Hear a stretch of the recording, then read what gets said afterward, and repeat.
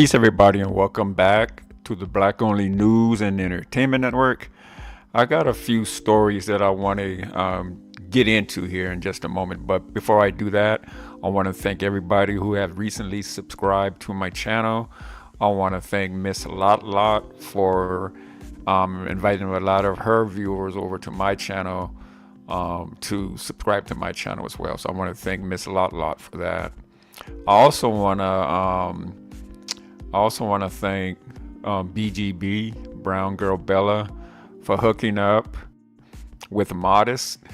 Hopefully they're going to be doing a collab soon, so I want to congratulate both of them. Their makeup channels for the women, for the ladies. So Brown Girl Bella and Modest, hopefully they'll be teaming up pretty soon and doing some collaborations. I look forward to viewing that.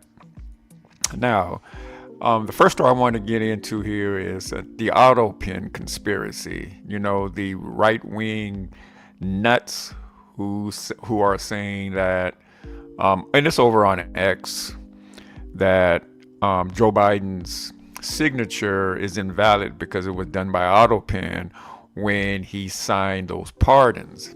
Now, the thing about the pardons is Trump wants badly to be able to go after those people that Biden pardoned. That's why he's bringing up this conspiracy theory about Biden not being in his right frame of mind when those signatures went out, and that his staff, whoever was in air quotes controlling him, signed those pardons. When we've heard Biden for at least 6 months talk about pardoning those Jan 6 people who worked on the cases, the judges and the Congress people who worked on those cases, to give them pardons because they knew Trump was going to go after them. And then on his final day of being president, Biden pardoned his family members because he also once again knew that Trump was going to go after them. But now we have this conspiracy theory here that because it was done by AUTOPEN, that it invalidates that signature. And they're trying to use, of course, that Biden was impaired, didn't know it was being signed, and he was being controlled. And then we got this idiot here, Anton Daniels, Shoeshine Boy Daniels, who is spreading a conspiracy theory. So let's get into this BS here about Biden not being aware of the AUTOPEN being used to sign his signature.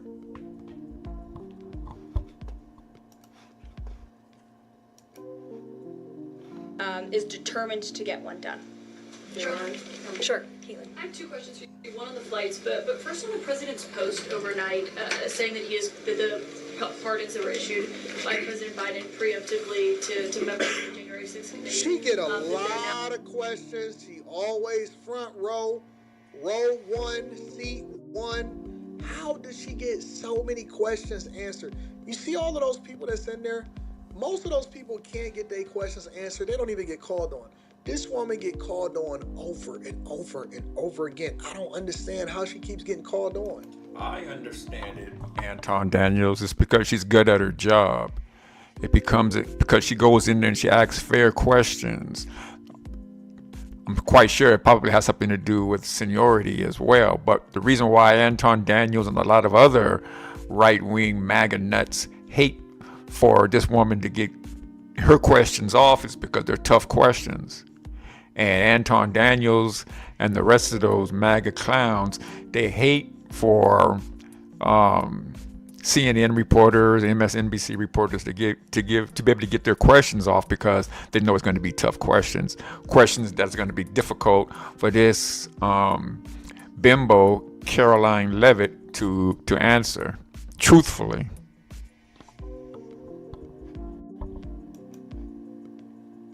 Now, null and void. Have attorneys here at the White House. Somebody said I might have to, I ain't missing nothing in NYC. Man, listen, bro. There's plenty to do in NYC. Y'all just look at one part of it.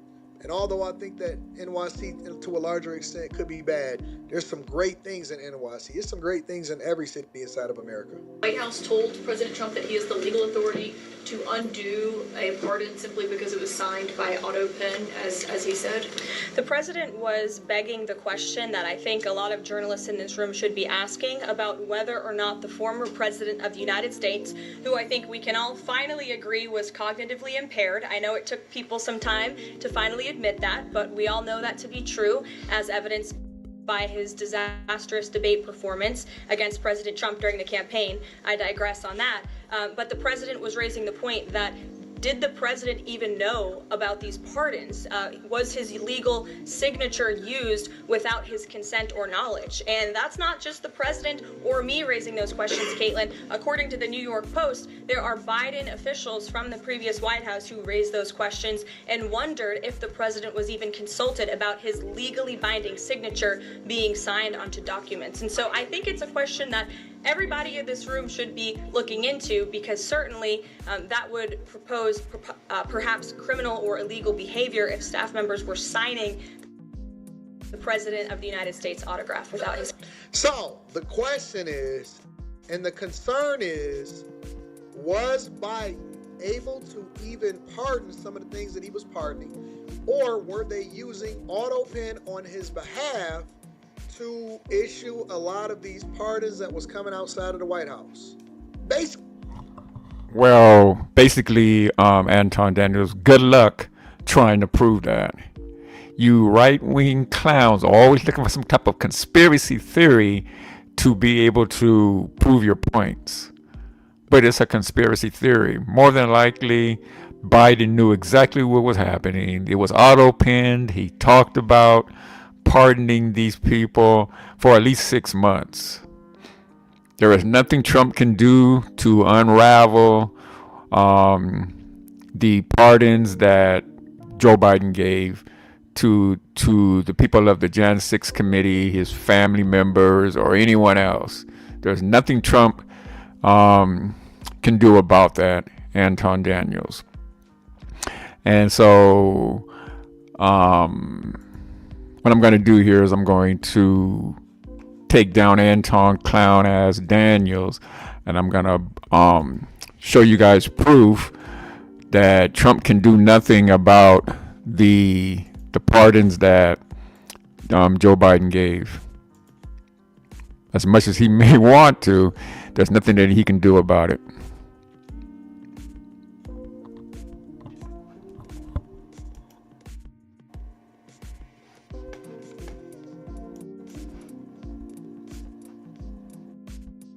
Doesn't like a question, discredit the source. President Biden and Obama both use an AUTOPEN device to sign official documents, a practice that is legally binding. That's according to a 2005 guidance from the Office of Legal Counsel at the Justice Department, commissioned by President George W. Bush. So John, for people who've never heard of an AUTOPEN, and they can be forgiven for not, it's nothing we talk about a whole lot. Why is this controversial at this moment? It isn't, but those on the right tried to make it in recent days, and this is yet another example of something that emerged on the fringes of the right-wing social media that finds its way to the Oval Office. And Michael Flynn, Trump's former national security advisor, others on the fringe right started putting out this idea last week sometime that President Biden had used an AUTOPEN to sign these last-minute pardons that came in his last full day of office, and some came the morning of his last day in office, and therefore they would be invalid, that the pen wouldn't have legal binding. But Mike, we know, I mean, as Willie just read, the government has found, the Office of Legal Counsel has found that they're just fine. President Trump has used them. President Obama has used them. I remember that he also sometimes got in trouble for using the AUTOPEN more for political optics reasons rather than suggesting something wasn't legally binding. But it's just another case of Republicans. It's A, hypocrisy, and B, trying to, for Donald Trump, take shots at his predecessor. And again, in addition to that, what you just said, it's also part and parcel of the production values of this administration clear. Every day there is something that they flood the nation with. Some obscure thing from AUTOPENs to whatever. Every day, there's an element of production in there to keep people's minds off of what is actually being done every day behind the scenes that's not on the news. Yeah, but his So that is what Trump is doing. Like they said, it is flooding the airways with BS, and then we got clowns like Anton Daniels, spewing this right wing conspiracy theory BS. And a lot of it just for clicks and views. I understand it, but that's what it is. So enough of Anton Daniels and that AUTOPEN conspiracy BS. Let's talk about this. Let's speak on this Republican senator here who was arrested recently for soliciting a minor for sex. Now, he thought that, this 16-year-old, 17-year-old was, a teenage girl. And in actuality, it was an undercover police officer, and he was caught up in this sting. And so let's get into this story here.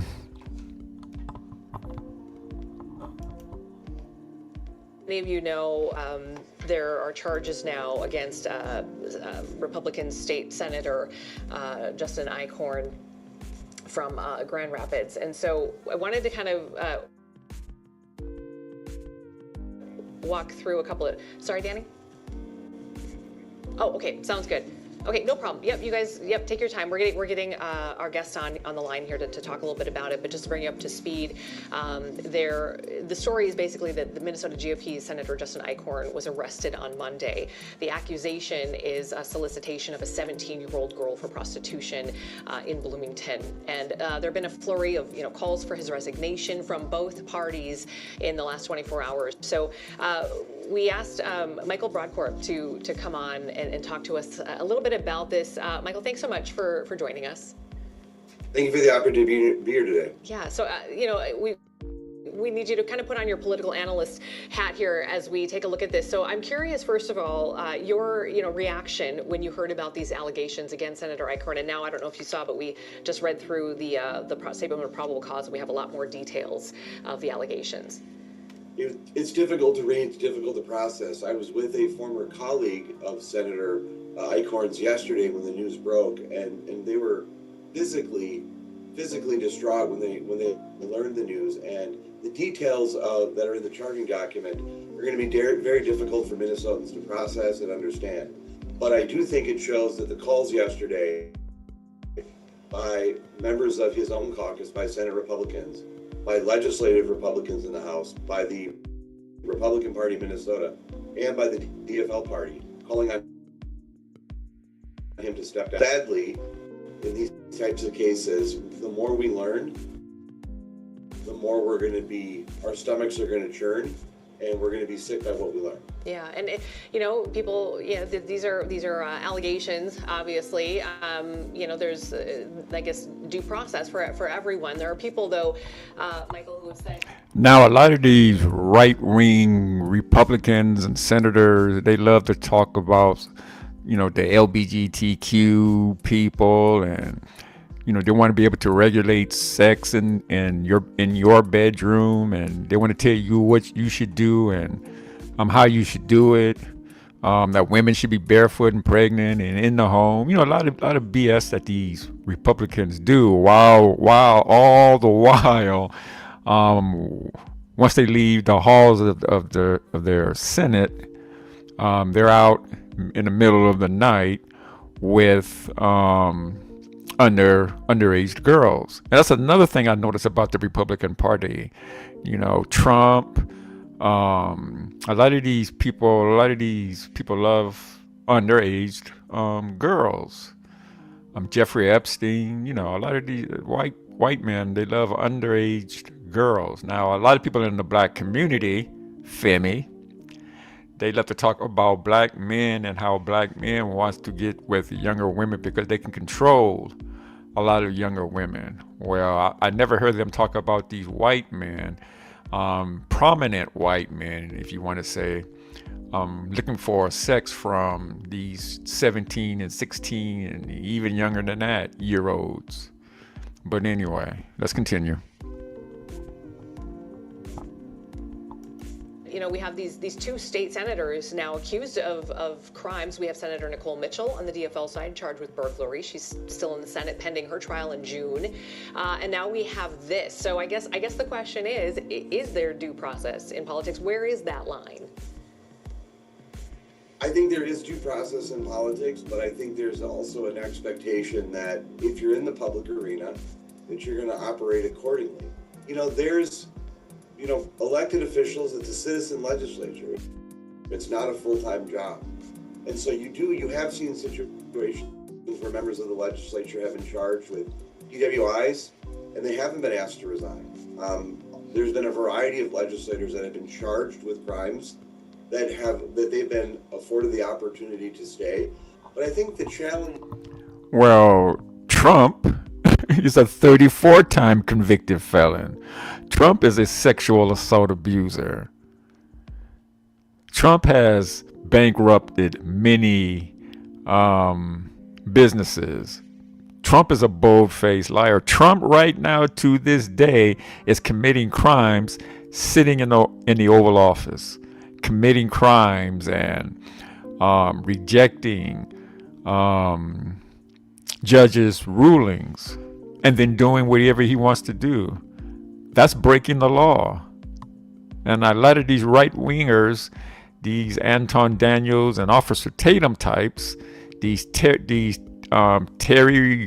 Times or whatever that clown's name is, and OKJ or whatever his name is, these clowns don't understand that that's breaking the law. You know, like OK like to say, put your hands behind your back. Trump should have been in prison, but yeah, he's running around steadily committing more crimes while in the White House. Regarding Senator Mitchell is that it's 2 felony charges, and a unique circumstance that applies to legislators is that they can delay their trials, criminal proceedings, when they're in legislative session. And also with Senator Eichhorn now, because it's a felony charge involving, solicitation of a prosecution of someone under the age of 18, that in and of itself, I think, rises to the level where there should be a standard when we get to some of the severity of these charges that people need to take a step back from their roles, because the reality is they can't effectively serve and proceed with a criminal case and defending themselves while these matters are going on. It's very difficult to juggle.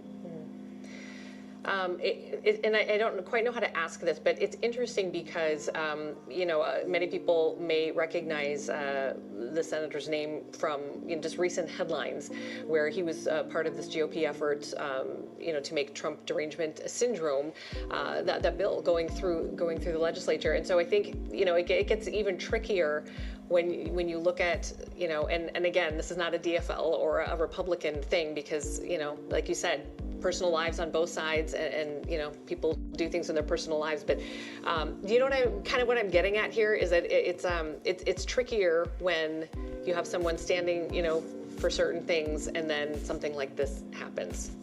There's no question about it that there is, when you have legislators, that there's a hypocrisy argument that comes by. I don't think anyone would have an expectation that any legislator, regardless of political affiliation, would be supportive or have a tolerance for these types of charges. But when you have a situation where it's a more conservative member, a more politically conservative member of the legislature, someone who's taken such a public stance, particularly in what I would say mocking those who have disagreements with the current president of the United States and introducing this type of, I think, sophomoric legislation, to then face these kind of substantive criminal charges involving prostitution of someone they believe to be under the age of 18. It is fair for people to discuss kind of how legislators act in these particular situations in public life than what they're doing in their private life. And it's that level of hypocrisy that I think will play in and factor into this. Yeah, there's a lot of hypocrites in the in the Republican Party. So, like I said, I'm not surprised that this guy's got caught up in this BS as well, because, like I said, there's a lot of hypocrisy in really both parties, but I see more of it in the Republican Party. Now, here's my last story for today, and I want to talk about corruption, because Trump, Elon Musk, and company, they said they're looking for corruption in the government. And so what I want to do is I want to show you guys here some true corruption, because this is what it really is. And we all know that people donate to certain people's campaign, all the time. There's nothing wrong. There's nothing illegal per se about it. You have there's only a certain amount that you can donate. But the reason why this is a scandal here is because it's coming from Elon Musk, and Elon Musk is funding Lauren Boebert's campaign. But I want you guys to listen to and to understand what he's really paying for when he's donating this money to Lauren Boebert and others. It's increasingly hard to differentiate between the wishes of the world's richest man, Elon Musk, and the top priorities of the Trump administration. The New York Times is reporting that Musk has been raining cash on Republicans like Congresswoman Lauren Boebert of Colorado, who are supporting Musk's call to remove judges who get in their way. According to the Times, Musk made $6,600 donations, the maximum allowed for direct donations, to 7 Republicans who have endorsed his public call to impeach certain federal judges.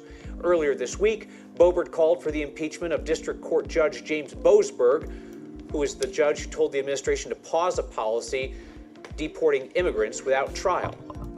So Elon Musk, what he's doing is he's donating money to people like Lauren Boebert to try to impeach certain judges that Donald Trump and Elon Musk does not like.